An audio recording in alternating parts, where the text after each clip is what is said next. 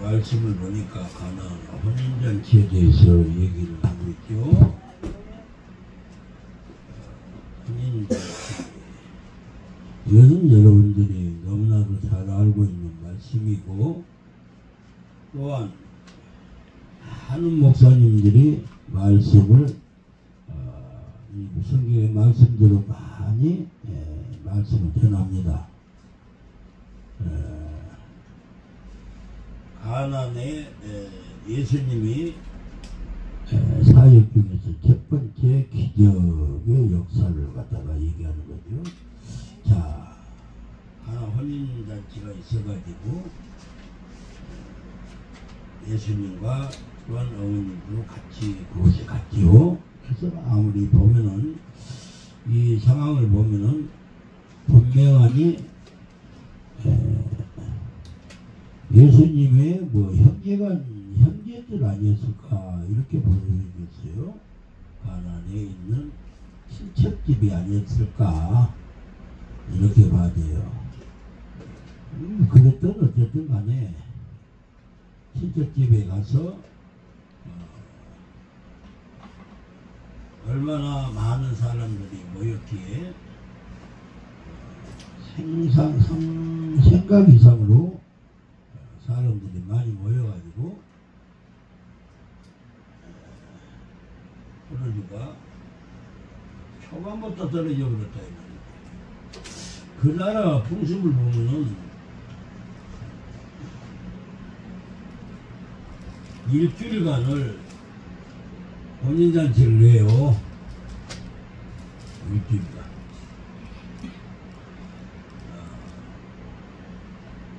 그 잔치를 하니까 뭐 그럴 수도 있다라고 생각할 수도 있죠. 그러나 아무튼 저는 또 그렇게 또 생각을 봤어요. 많은 손님이 그 주인이 뭐 올 줄 모르고 준비했겠어요? 그죠? 자기의 인맥이 있는데 우리가 인간적으로 생각하면 그러죠. 인맥이 있는데 많은 손님이 어느 정도 올 선인데 뭐가 떨어져? 포도주가 떨어질 정도로 준비를 안 했다는 것은 이 말씀이 과연 이 말씀을 하기 위해서 이 말씀을 줬을까? 이런 생각도 해봅니다. 나름대로. 그래서 많은 목사님들이 현실에 그 말씀대로 말씀을 전하는데 뭐 말씀이 현실 성경은 더하지도 말고 빼지도 말하겠으니까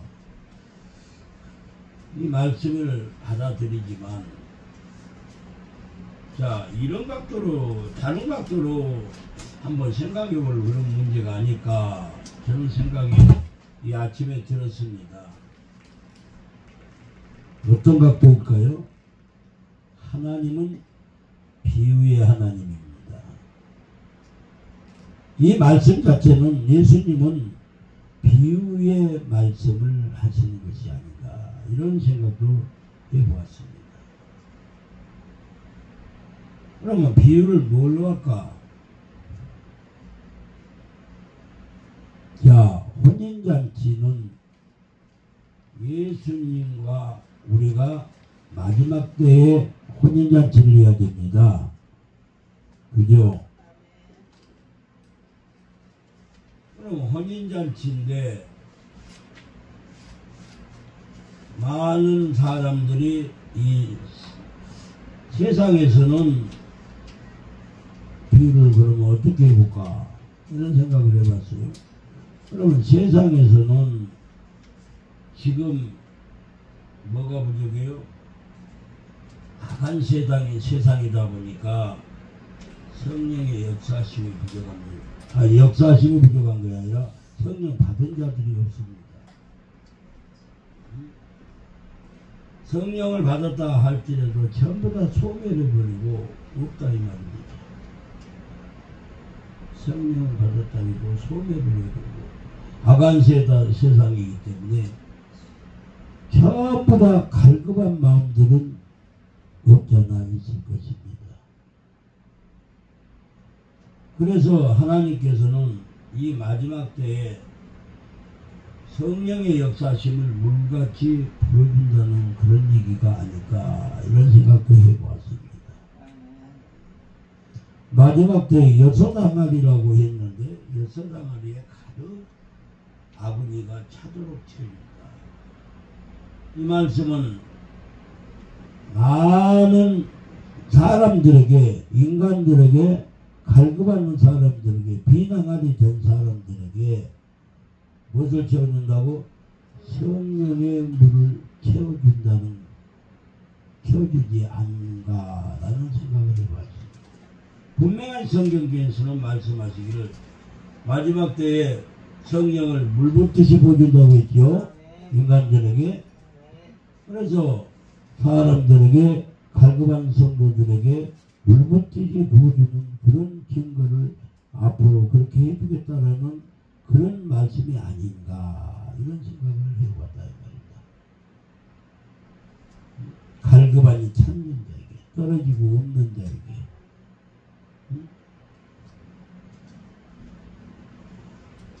그렇다면 우리는 무엇을 해요? 어떻게 하라고 그랬어요? 순종해라. 따지지 말고 순종하라. 하란 대로 해라. 자, 여자는 여기를 성도로 비유를 했습니다. 성경에 볼 때 여자는 성도로 비유를 했어요. 그렇다면 성도들은 무엇을 해야 돼요? 하나님의 말씀대로 즉 예수님의 여기서 예수님의 어머니가 말씀하십니다. 응? 어떻게 하라고? 너희는 예수님이 시킨 대로 해라.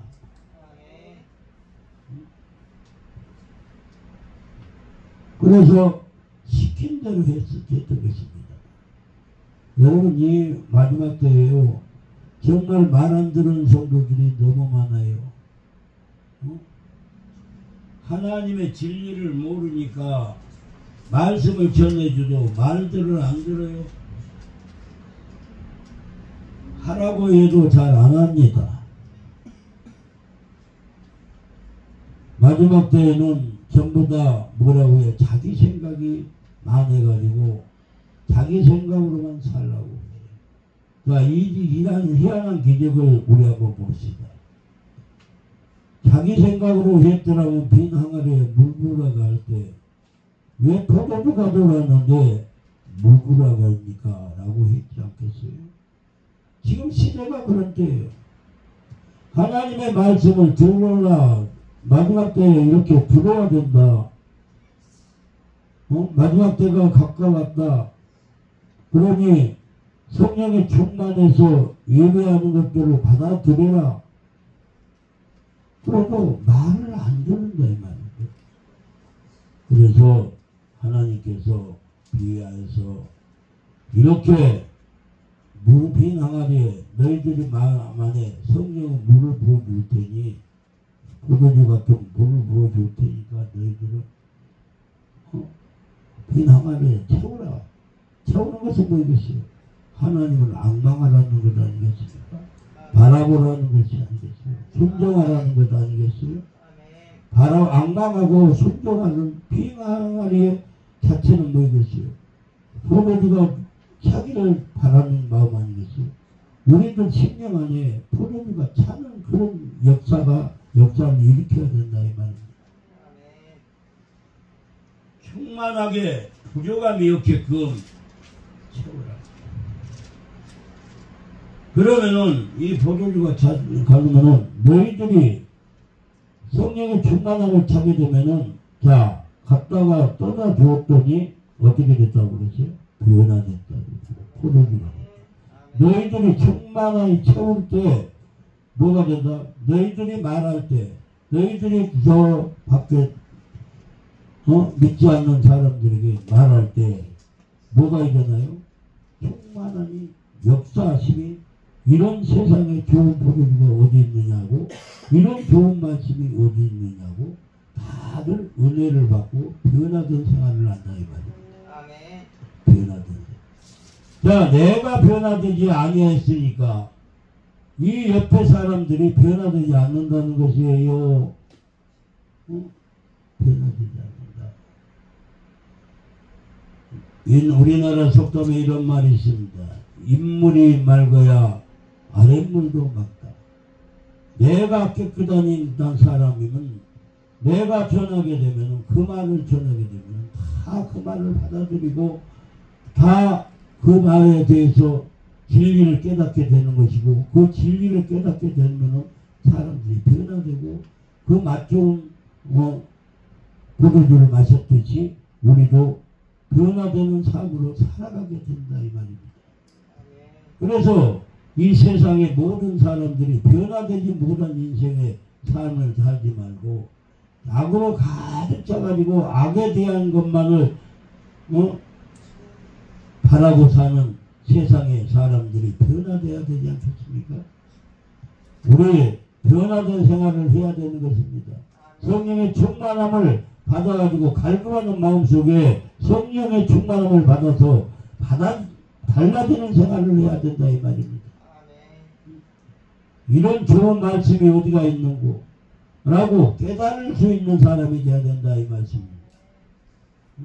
기적을 우리 하나님은 크고 무서운 기사를 일으키신 분입니다. 우리가 하나님의 말씀을 진정 믿고 하나님의 말씀을 진정 받아들였을 때 그 깨끗한 것을 받아들일 때 무서운 역사가 일어난다는 사람입니다. 이 세상에 도대체 생각하지 못하는 역사와 기적을 나타낸다는 변화된 생활을 할 수가 있다는 것입니다. 그거 들어온 기사를 맛보고 싶습니까? 우리는 그 하나님의 말씀을 온전히 믿고 내가 그 말씀 안으로 거듭난 사람이 되시기를 바랍니다. 내가 그 말씀이 하나님이라는 것을 온전히 내 안에다가 모시는 사람이 되시기를 바랍니다. 귀한 일이 일어난다고 역대상 16장 24절에 말씀하십니다. 귀한 일. 사람이 생각하지 못했던 일들이 일어나는 것을 귀한 일이라고 합니다. 우리 이러한 역사를 일으키고자 할 때 오직 하나님의 말씀을 받아들이고 그 말씀 안에서 내가 변화되는 마음의 심령을 가지시기를 바랍니다. 이적과 기적이 일어난다고 시편 105편 5절에서 말씀하십니다.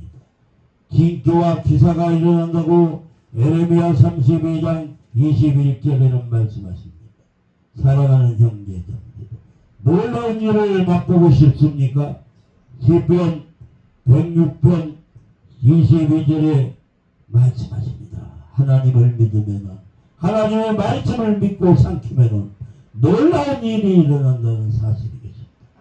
사랑하는 형제들, 우리는 이 놀라운 역사와 기적을 체험하는 여러분이 되시려면 귀한 포도주를 마시는 우리가 되시기를 바랍니다.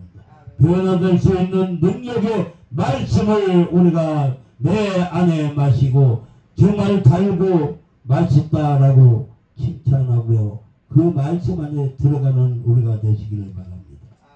우리 하나님은 마가복음 9장 39절에 능한 일이라고 하셨습니다. 능한 일을 행하시는 분이라고 했습니다. 사랑하는 형제들, 능한 일을 말씀을 믿고 먹음으로써 하나님의 능한 일을 맛보며 행하는 우리가 되기를 바랍니다. 우리는 역시 하나님의 능력을 바라보는 사람이 되시기를 바랍니다. 오직 능력을 바라본다는 것은 하나님을 앙망하고 그 말씀을 믿고 받아들였을 때 하나님의 능력이 나타난다는 것입니다. 사랑하는 형제들, 우리는 큰 일을 증거하는 사람 되세요. 그 큰 일을 증거할 수 있는 것은 오직 하나님의 말씀을 먹는 것밖에 없습니다. 먹고 내가 소화를 시켰을 때 역사가 일어납니다. 우리 지금 저희 몸도 사실은 이렇게 걱정합니다. 그게 세상적으로 보면은 그건 도대체 될 일이 아니에요. 그러나 우리 하나님은 하십니다. 아무도 걱정할 것 없어요. 이번에 제가 이 연단을 좀 받고 있는데 이걸 깨달으라고 하는 것이야. 다른 건 아니에요. 포도주를 마시라는 것이에요. 하나님의 말씀을 다시 마시라는 것이요. 능력의 하나님의 말씀을 온전히 마시고 다시 처녀 때의 그 믿음대로 살아가라는 하나님의 메시지인 줄 압니다. 그래서 감사합니다. 이번에 가서 이번에 이 증거를 나타내주기 위해서 이 표적을 나타내주기 위해서 이렇게 잠깐 연단을 준비합니다. 그러나 저는 괜찮아요. 저는 차라리 어제 저녁에도 기도할 때 어제 저녁에 4시 됐나? 나와서 성경 기도해 운동을 좀 하고 운동을 좀 했어요. 운동을 하고 주여 주님한테 기도를 하면서 운동을 좀 하면서 하는데 마음이 어찌 그렇게 가볍고 좋은지 몰라요. 지금 죽어도 좋사오나 아버님 할 일이 많잖아요. 나 일해야 되니까 상급 받아야 되니까 억울해서 못 죽어요. 그러니 하나님 제게 능력 주시옵소서. 근데 몸이 아주 가볍고 정신이 맑아요. 근데 그 병원에 있을 때는 왜 그렇게 힘이 든지요. 뭐 아무 생각이 안 나고 멍하니 사다니가 나를 잡고요. 힘들게 해요. 그래서 여기 와서 있으니까요. 그렇게 정신이 맑아지면서 깨끗해지면서 하나님을 바라볼 수가 있더라고요. 그래서 교회에 있는 것보다 거기 병원에 가는 것보다는 여기가 있는 것이 낫겠구나. 아무 것이 없을 것 같아요. 하나님 아버지 앞에서 있으면은 다 걱정할 것도 없는데 다 고쳐주시는데 왜 내가 염려를 하지? 그런 생각도 가졌습니다. 근데 염려 가만히 생각을 하면서요. 내 인생살이를 내가 가만히 생각해서 평생을 예수만 믿고 살아왔는데 내가 편안하니 즐겁게 산 일이 뭐가 있었을까? 어느 시절에 즐거웠을까? 모든 근심을 다 내려놓고 살았을까? 하고 생각을 해봤어요. 그런데 사실상 무엇을 다 내려놓고 살 때가 한 번도 없는 것 같아요. 즐겁게 사는 적이 한 번도 없는 것 같아요. 오직 하나님의 일하기 위해서 근심과 걱정 맨 그거로만 내가 이제까지 살아왔지 않았는가 그런 생각을 한번 해봤어요. 언제 내가 편안하니 정말 살았을까? 그러고 생각을 해보니까 하나님이 제게 이런 생각이 들더라고요. 야곱이 자 어딜 갔어요? 저기 애굽에 내려갔지요. 요셉이 불러서 그래서 애굽에 내려가서 애굽 왕에게 바로에게 하는 말이 뭐라 했어요? 내 인생이 몇 년? 130년을 살면서 고난과 슬픔과 어려움밖에 없었나이다 라고 고백을 했어요. 편할 데 없이 고통과 아픔밖에 사는 여정이 130생활을 했나이다 라고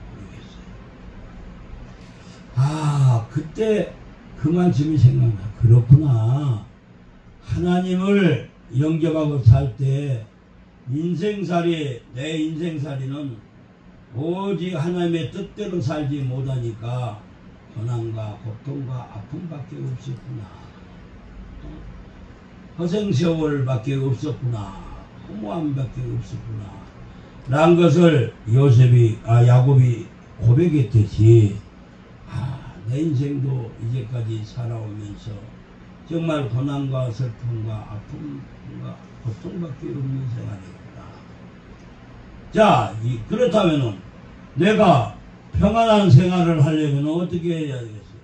오직 예수 그리스도 안에서 사는 것이 가장 행복하며, 우리가 천국 가서 모든 고난을 내려놓고 사는 것이 그때가 가장 행복한 시간이 아닐까 라는 생각도 해봤습니다. 그래서 아버지, 지금 죽어도 좋사오나 천국 가서 이 고난을 내려놓고 고통의 시간을 내려놓고 살려면 우리 천국 가서 주님 아버지를 만나려면 이곳에서 일을 좀 해놓고 가야 되지 않겠나이까 라고 어제 저녁에 내 인생 무상함을 놓고 기도를 하면서 기도를 한번 해서봤습니다. 그러나 오늘 어제 저녁에 이 설교를 준비하는 아버지 무엇을 준비할까요? 하고 책상머리에 앉아서 이야기했더니 자, 이 베델의 역사하시는 오직 기적밖에 없습니다. 그죠? 아멘. 기적밖에 없어요. 이 세상의 악함을 보니까 너무나도 악함밖에 없고, 믿는 자들이나 목자들이나 참으로 깨닫지 못하고 악함밖에 없는 이 세상에서 너가 무엇을 바라는가? 오직 기적밖에 없지 않느냐? 기적밖에 없어. 그죠? 우리 베델의 역사는 이제까지 기적으로 살아왔습니다. 지금까지 기적으로 살아왔어요. 지금까지도. 아무리 계산을 해봐도 이리 계산해보고 저리 계산을 해봐도요. 어떻게 움직여졌을까? 어떻게 움직였을까? 여기까지 왔을까? 참 기적밖에 없더라 이 말씀이에요. 내가 한 것은 아무것도 없어요. 아니 지금 우리가 운영에 나오는 그 가정도요. 이거 기적입니다. 기적이에요. 어떻게 지금 이 많은 것을 이렇게 처리해 나가면서 해왔을까? 이거 기적이 하나님의 역사심이 없었더라면은 진즉 저는 일도 하지도 못했어요. 다 기적이구나 라는 것을 생각을 한번 해보았어요. 사랑하는 형제자매들이여, 우리는 기적을 맛보고 살면서도 기적인 줄 모르고 사는데 이것이 문제로서이다. 하나님이 날마다 여러분과 저를 만나주고 있는데 그래서 감사할 줄을 모르고 살았던 것이 내 인생이었겠는가 라고 생각을 해봅니다. 여러분들의 인생이 아니었을까 라고 한번 생각을 해봅니다. 일을 안 하면 밥을 먹고 살 수가 없어요. 그죠? 옛날에 우리 한국의 역사심도 이 나라의 역사심도 기적입니다. 하나님의 역사로 기적을 나타냈던 것입니다. 왜? 우리나라가 얼마나 가난하고 저 독일에 가서 강부로 들어가서 얼마나 젊은 사람들이 고생하고 가서 간호원으로 들어가더라. 강부로 가서 얼마나 고생하고 살았습니다. 정말로 달란트가 아니 저것이 뭡니까 우리 GNP가 얼마나 올랐어요. 정말 우리 한국에는 가난하고 거짓자들만 있었습니다. 미국 사람들에게 올 때 무엇을 달라겠어요? 우유가루 또는 강냉이가루 달라고 줄 서 있었던 것이 우리였습니다. 그가 한 줌 얻어먹으면 그렇게 죽고 배고픔 속에서 살았고, 그랬던 우리가 세계의 10위권 안에 들어가는 강국이 됐습니다.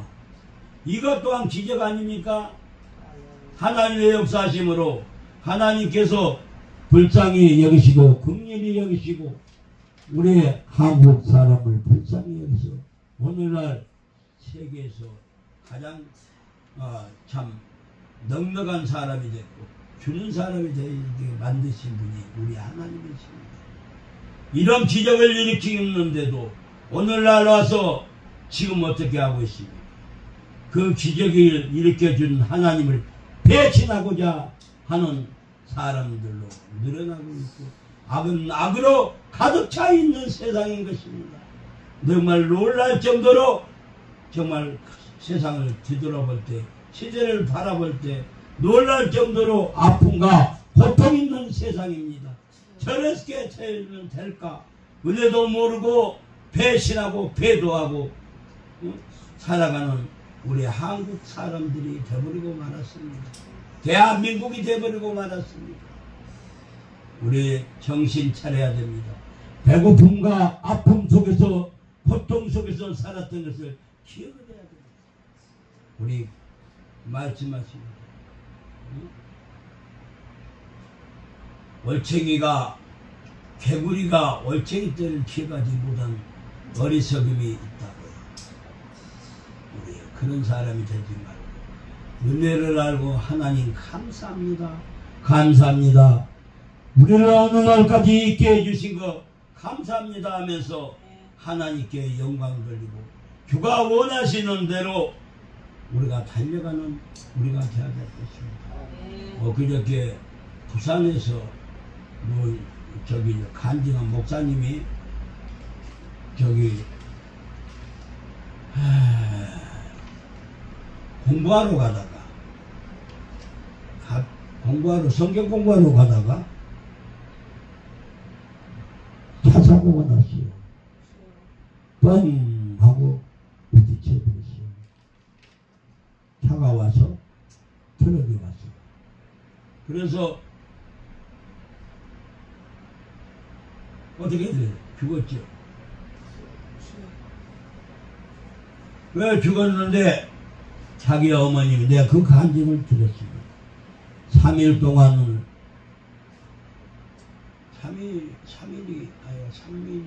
3일 동안인가 4일인가 5일인가 그걸 모르겠어요. 날짜는 안 나오더라. 그런데 죽어서 갔는데 성도들이 와서 기도를 하고 그 사람은 그 목사님은 천국을 갔습니다. 천국을 가가지고 그 천국을 전부 구경시켜주고 그리고 다시 너는 지금 이곳에 올 때가 아니다. 자기 어머님이 잘 믿은 교인이었기 때문에 그분도 만나보고 어머니도 만나보고 그러고는 돌아옵니다. 돌아와서 너는 있을 때가 아니니까 빨리 가거라. 가서 가르치라.